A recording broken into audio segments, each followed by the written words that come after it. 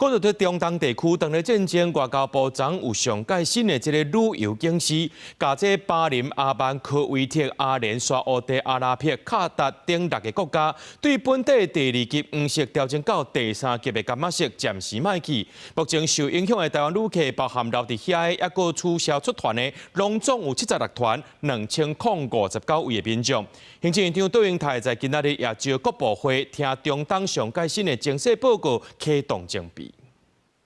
中东战争爆发了后，全球上波洋航空中心之一杜拜机场被遭受攻击，也被迫关门。无奈飞机飞不出去，大量旅客受困，转机的航班也取消。Wir wollten ursprünglich nach Perth, nach Australien, wären aber über Dubai natürlich geflogen und das wurde ja jetzt storniert und deshalb stehen wir jetzt hier und hoffen, umgebucht zu werden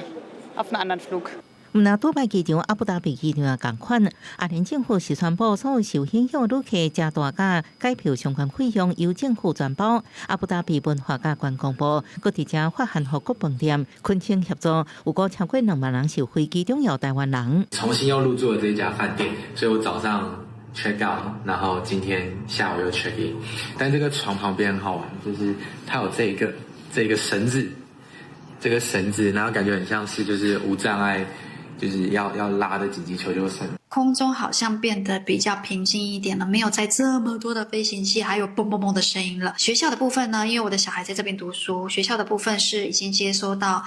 通知说他们改为线上上课。 外交部才开始更新旅游警示资讯，将巴林、阿曼、科威特、阿联、沙特阿拉伯、卡达等国家为原本的2级黄色调整到第3级柑仔色短期内暂缓去观光，搁避免非必要旅行。观光署上新统计，目前受影响的台湾旅客，包含滞留甲取消的有76个旅行团，2059人。阿里法塔的灯塔是正常的，塔票都是正常的。 啊，这块没有人。遇到这种状况，连9月、10月的客人都会打来问说：“啊，现在状况怎么样？”刚刚有看了官网的公布，是3月3号早上7点以前的航班是取消的。